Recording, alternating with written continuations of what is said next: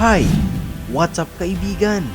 Ito ang Mahiwagang TV na maghahatid sa inyo ng mga kakaibang kwento, mga misteryo, hiwaga at mga kakatuwang pangyayari.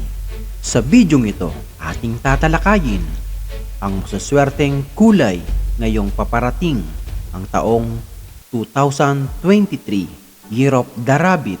Ano-ano nga ba ang masuswerteng kulay ngayong taong 2023? Ang mga kulay ay napakahalaga sa ating buhay dahil ito ay maaaring magpabago ng ating mood, isip, emosyon at maaaring magdala ng positibong enerhiya na magdadala sa atin ng walang katapusang swerte dahil ang mga kulay ay may mga dalang positibong tiyak na enerhiya.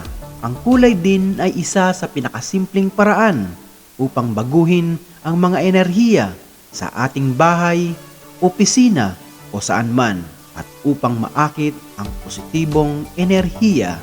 Ang mga masuswerteng kulay ngayong 2023, Year of the Water Rabbit ay ang mga sumusunod na kulay.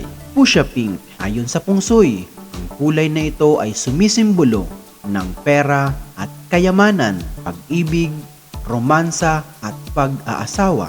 Tumutukoy din ito sa kasarian, kahinahunan at pagiging inosente. Ginagamit ng Feng Shui ang mga kulay na ito sa mga silid tulugan, sa mga pasyalan para sa maaliwalas at tahimik na kapaligiran.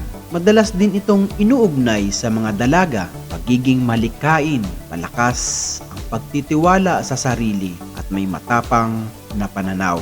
Ang pink ay magiging lalong paborito ngayong 2023 sa lahat ng mga damit at mangunguna sa color chart ng taon. Kung nais makaakit ng maraming pera at kasaganaan, bumili ng pink na pitaka. Ang mga iba pang masuswerteng kulay, kulay red.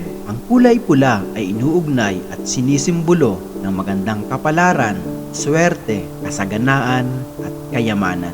Gayon din ito ay inuugnay sa pag-ibig at kaligayahan. Ang kulay na ito ay mag-aakit na magandang kapalaran. Kulay green.